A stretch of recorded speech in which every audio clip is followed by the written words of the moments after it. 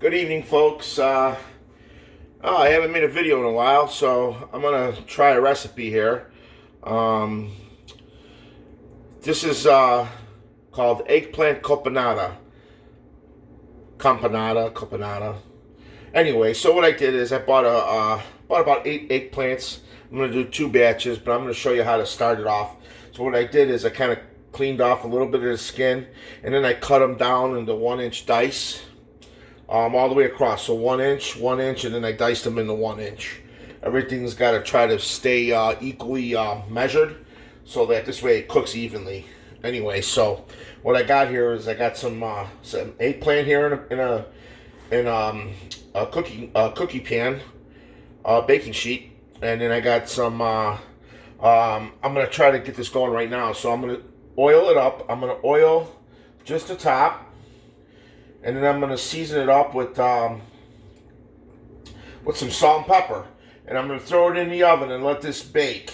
I got the oven set at about 350. So, which is I think is pretty good. It won't burn, so it'll cook slow.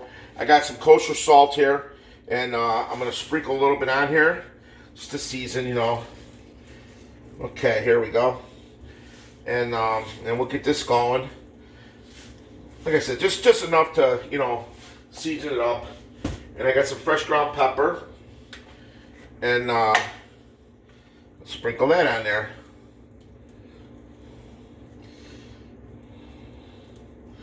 Remember, this is just the first process of it. So what we're going to do is, I'm going to give this a little bit of a shake here. Just to make sure it's not sticking.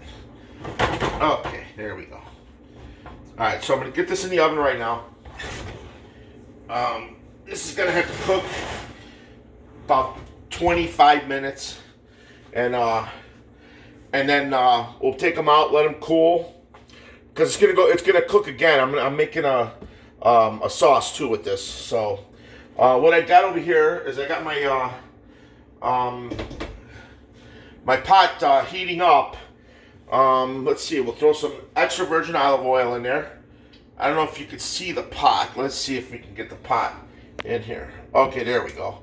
Oh, my camera keeps slipping here. So, alright, so I put about 3 tablespoons of oil in there. And what I'm going to do next is I'm going to saute some onions. I chopped up again a red onion. And I'm going to throw that in there. And get that going. And I got a little bit extra here. This is a whole red onion that I chopped up in like 1-inch dice. And we're going to kind of render these down a little bit, you know, just to get them a little bit soft and tender. And then I'm going to add some fresh garlic. I took a whole clove of garlic, which I have over here. And I sliced it up kind of thin there. And I'm going to add that to my onions as soon as they cook down a little bit. And as you can see on my table here, I did 4 yellow peppers, and I did about 5 red peppers. And I diced it. I prepped everything up. I diced it all to like 1 inch. You know, cleaned them out, took all the seeds out, and just cut everything up. And so I'm going to combine all this, but first I'm going to, like I said, I'm going to get the onions going, and let me see what I got here. And we want to give this a little bit of spice, a little bit of kick. So I'm going to add a little bit of chili flake, not much, probably like a half a teaspoon. I don't know if you can see that, but about half a teaspoon. And I'm just going to add that to the onions. And we're going to let that cook down a little bit. Oh, actually, they're looking pretty good. So, and it smells great in here with the red onions. Oh my God, what a delight. Oh yeah. So, I know you can't really see what I'm doing here, but let me see if I can move this over, and then you can get an idea of what I'm actually doing right here in the pot. So yeah, I'm just sauteing these onions. You know, I'm gonna get them, you know, to clarify a little bit and tender up. and then they should be ready. About 3 to 4 minutes. You know, they'll kind of cook down, and you know they'll be nice. And then I'll add the garlic to it, and then we'll get that going. And then once I add the garlic to it, then I got some plum tomatoes with a little bit of the juice reserve. That's over here in this bucket right here. So I'll add that. I will add that to the pot, and then I sliced up some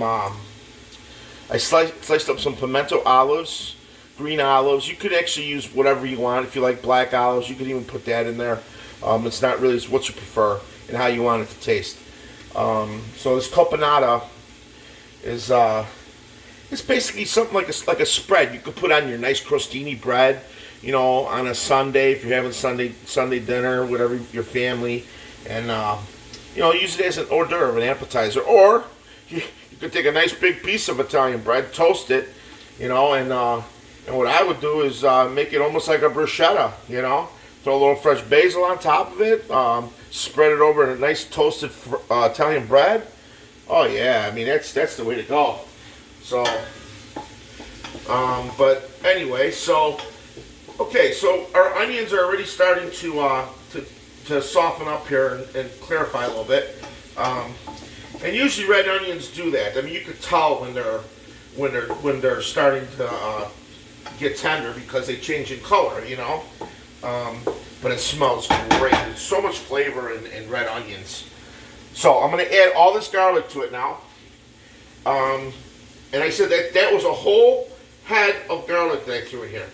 I did that because I need that taste in there, and it needs to you know, because there's a lot. I still got 5 more eggplants here that I have to cook off in the oven and let cool and get that going. So anyway, so I threw my garlic and mixed in with the onions here.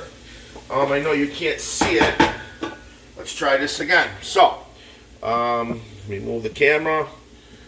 All right, here we go. So we mixed in the onions and the garlic, and we're just letting that cook down a little bit. And then what I'm going to do is once I start smelling the garlic, I know it's kind of a hard shot, but once I start smelling the garlic, that it's starting to cook, then I'm going to add the olives to this, and I'm going to add the plum tomatoes with a little bit of the juice that I reserved. I know you can't see it. Okay, but let's try this again. This tripod is kind of a crappy one. It doesn't stay where it's supposed to. How about that? Let's see. Okay. It keeps moving. All right, well, I'll do my best here. So, anyway, so like I said, I got the eggplant in the oven, and got the garlic and the onion sauteing. I'm going to add these olives that I have over here to it. I did about a half a cup of olives, as you can see, and I just sliced them up. And I'm going to add that to my onions and my garlic. And now we're going to let that cook a little bit. Not too long, because I want to get the tomatoes going in here and get that going. Oh yeah, it looks good. It smells great. And then we'll add some seasonings to this too. It's simple. Just I'm going to add a little bit of salt, a little bit of pepper, a little bit of basil. I'm going to use dry because I don't have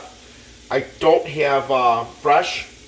But anyway, and I don't want to do any infringement because I know I'm using a container and it has a ricotta cheese name on it. But there's plum tomatoes inside here, and I just use it to store. So I'm going to add plum tomatoes to my mix, and then I'm going to put it on simmer and let that cook down. And then I'm going to, once I get all the eggplant done, I am going to roast off the peppers in the oven too, which is basically, here we go. Okay, I'm just kind of squeezing the tomatoes in. I know you can't see me, which kind of pissing me off, but I wish I had a better tripod.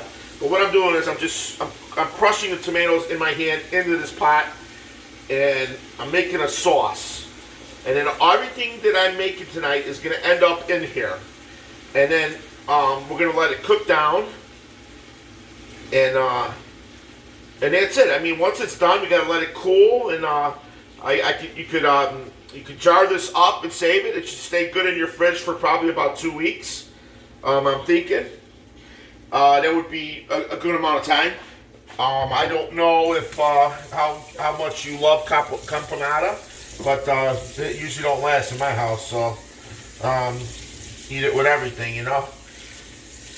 So anyway, okay, so that's pretty much it. I am gonna let that cook down for a while, and then I'll get back to you, and we'll see if we can get a finished product for you, and we'll show you then. Okay, all right, folks. Thank you.